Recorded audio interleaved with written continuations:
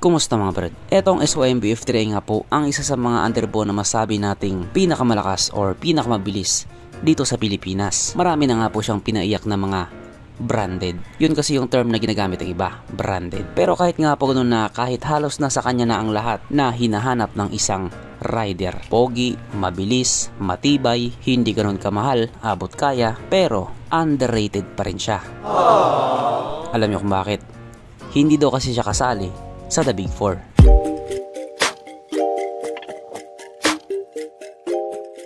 Pero syempre bago tayo magpatuloy, kung bago ka pa lamang napadpa dito sa aking walang kwentang channel, huwag ka na subscribe. So yun na nga, medyo matagal-tagal na nga rin po simula nung nilabas itong motor na ito. Kaya naglabas na po sila ng bago. Yes po, meron na pong SYM-BF3i 2025 model. At ganyan na nga po yung itsura niya.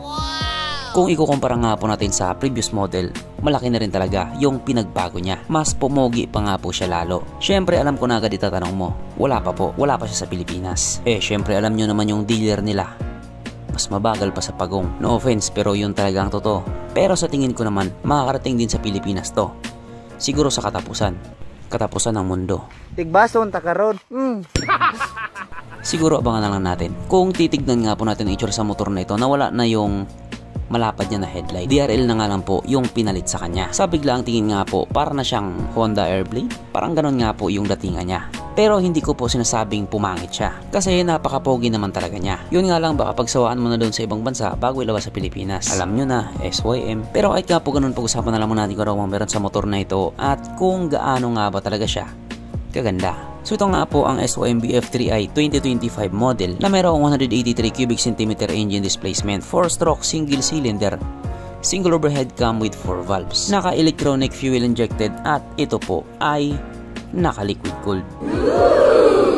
Kaya hindi po siya panis sa Honda Click 125.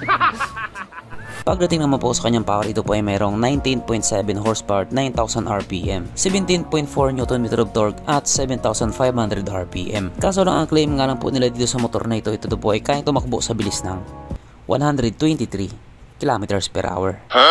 Pero kapag dinala sa Pilipinas yan, panigurado aabot ng 180 kph yan. Syempre, ibang usapan na kapag Pinoy na nakasampa.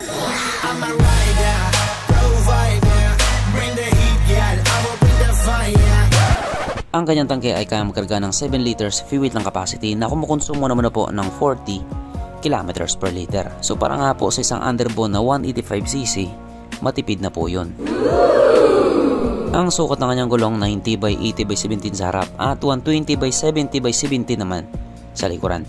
Siyempre pares na nga po itong naka-tubeless. Pagdating naman po sa kanyang braking system, ito po ay naka-disc brake sa harap at disc brake din po sa likuran. Ang malupit dito, parehas na nga po itong naka-ABS.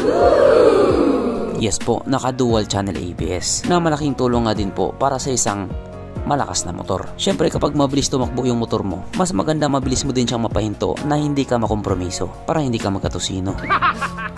Mapunta naman po tayo sa iba pa niyang mga features. So ang ilaw nga po sa motor na ito, naka full LED na po. Katulad nga po ng sinabi ko kanina, ibang-iba na talaga yung itsura niya. Nawala na nga po yung malapad na headlight niya na pinalitan na nga lang po nila ng DRL. Tapos yung pinaka-headlight naman niya ay naka-projector. Maganda rin yung pagkakadali nila sa signal lights. Hindi naka-usli. Basta malinis siyang tignan. Yung taillight naman niya, maganda rin pagkakagawa nila. Pero yung signal lights niya sa likuran, naka-usli na. Na sakto lang din naman. Hindi siya gaanong naka-usli. I mean, medyo tago lang naman siya. Sana hindi mabali. Ang kanyang hitch panel, ito nga po ay pinaghalong analog at digital na ganyan nga po yung itsura. O diba, napakaangas nga naman talaga. Para siyang may hawig doon sa plato ng bata, yung infant, lagayan ng lugaw, sabaw tapos gulay. Hindi, joke lang.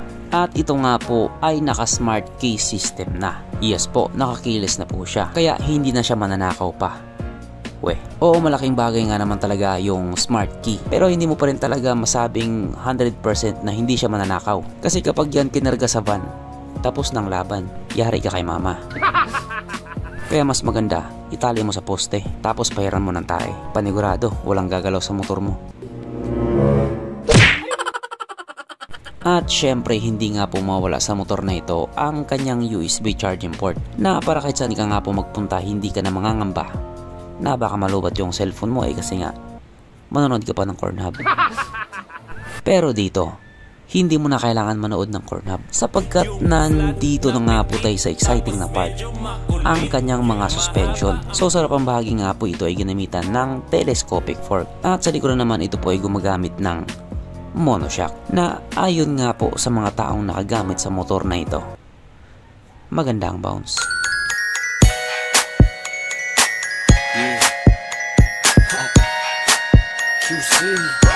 Siyempre ano pa ba? Meron pang isa.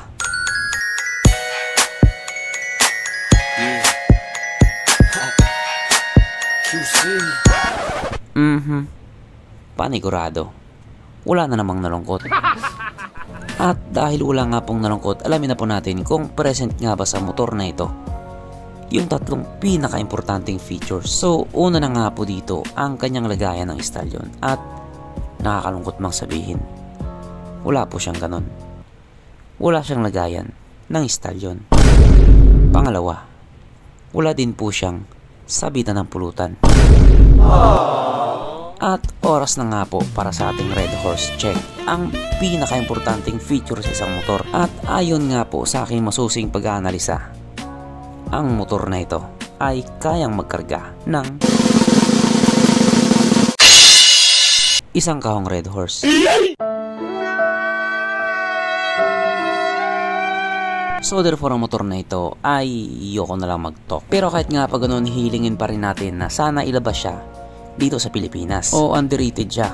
Kasalanan din naman nila. Matagal na nga nag-i-exist ang SYM sa Pilipinas pero yung iba hindi pa rin siya kilala. Ulit-ulit lang kasi yung mga motor na nilalabas nila. SYM bonus 110, bonus 110, bonus 110. Kaya halos yun na din talaga ang kilala ng iba. Tapos ang pagkakaalam pa nila gawang China. Kaya mas pipiliin na lang nila yung siguradong made in Japan. Pero parang alam po doon sa mga taong walang alam dito sa brand na ito, ang SYM po ay gawang Taiwan. At kung quality lang po ang pag-uusapan, kasing tibay po yan sa mga Japanese brand na kilala mo. Kaya doon nga po sa lugar nila, sa Taiwan, halos dalawang brand lang talaga ang naglalaban. Ang SYM at ang Kymco na parehas nga pong nanggaling mismo sa lugar na yan. Ganon nga po sila katiwala sa brand na yan, sa sarili nilang brand. Kaya kung nag-aalangan ka pa rin sa brand na to, huwag ka na mag-alangan. Subukan para magkaalaman, para maiba naman. At para naman doon sa mga magtatanong kung sakaling ilalabas to sa Pilipinas, magkano kaya yung magiging presyo? Siguro mas magiging mataas siya doon sa previous model na may presyong 100k, pero mas magiging mababa naman siya doon sa mga underbone na top brand. Yun nga po yung tingin ko dyan. Pero syempre, first things first, kailangan mo na niyang makalapag or makarating dito sa Pilipinas para magkaalaman. So hanggang dito na lang muna mga brad. Kung may gusto kang sabihin or gustong idagdag doon sa mga sinabi ko, mag-comment ka na lamang sa baba. Okay, bye.